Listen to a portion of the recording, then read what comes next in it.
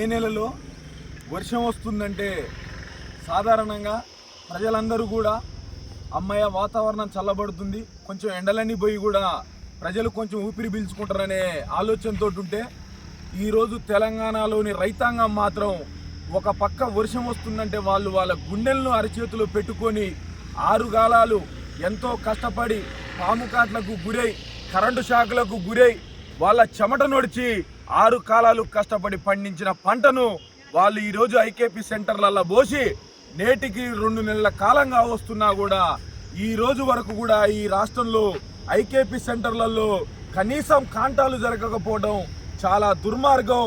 ఈరోజు దీన్ని తీవ్రంగా ఖండిస్తున్నాం. ఎందుకంటే రాష్ట్రంలో పాపం వాళ్ళు రైతులుగా మొలకలు వచ్చినాయి వర్షాలకి.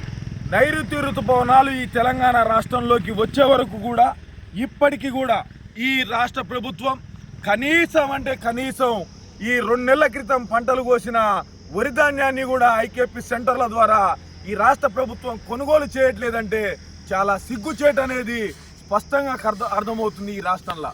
ఎందుకంటే వర్షాలు నైరుతి ఋతుపవనాలు వస్తున్నాయంటేనే రైతులు చాలా సంతోషపడతారు, దుక్కులు దున్నుకోవచ్చు, మళ్ళీ పంటలు పండించుకోవచ్చు అని సంతోషపడే టైంలో ఈరోజు వాళ్ళ వడ్లను కొనకుండా ఐకేపీ సెంటర్లలో పెట్టి వాళ్ళ వడ్లు మొలకలు వస్తున్నా కూడా కనీసం దయాదాక్షిణ్యం లేకుండా 2 నెలల కాలం గడుస్తున్నా కూడా వాళ్ళు ఈ ఐకేపీ సెంటర్లలో వడ్లు పోసి 2 నెలలు గడుస్తున్నా కూడా ఇప్పటి వరకు కూడా ఈ ప్రభుత్వం ఏదైతే కాంగ్రెస్ ప్రభుత్వం ఉందో వర్షాలు పడుతున్నా సరే ఆ వడ్లను కొనే దిక్కు లేకుండా పోవటం ఈ రాష్ట్రంలో చాలా బాధాకరం.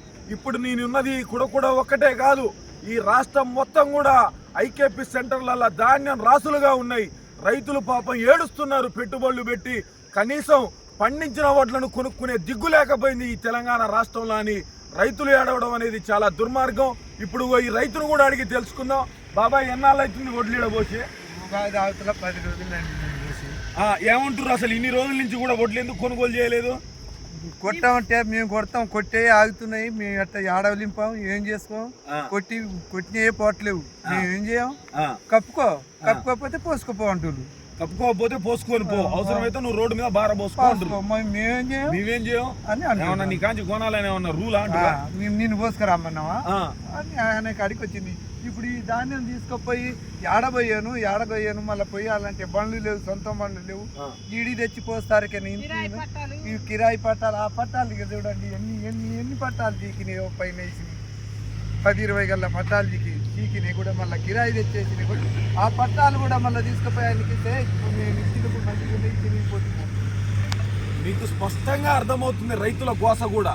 వాళ్ళు ఉగాది ముందల 5 రోజుల క్రితం వడ్లను తీసుకొచ్చి ఐకేపీ సెంటర్లో పోస్తే కనీసం ఇప్పటికి కూడా నేటికి కూడా ఈ వడ్లు మొలకొచ్చి మురిగిపోతున్నా కూడా కనీసం పట్టించుకునే నాయకుడు కానీ ఈ అధికార పార్టీ కాంగ్రెస్ పార్టీ ప్రభుత్వంలోకి దొంగ అబద్ధపు హామీలను ఇచ్చి వచ్చి కనీసం నేటికి కూడా ఈ ఐకేపీ సెంటర్లలో ఉన్న వడ్లను ప్రభుత్వం బాధ్యతగా కొనాల్సిన వడ్లను కూడా కొనకుండా రైతులను గోస దీపేయడం అనేది చాలా బాధాకరం, చాలా దుర్మార్గం.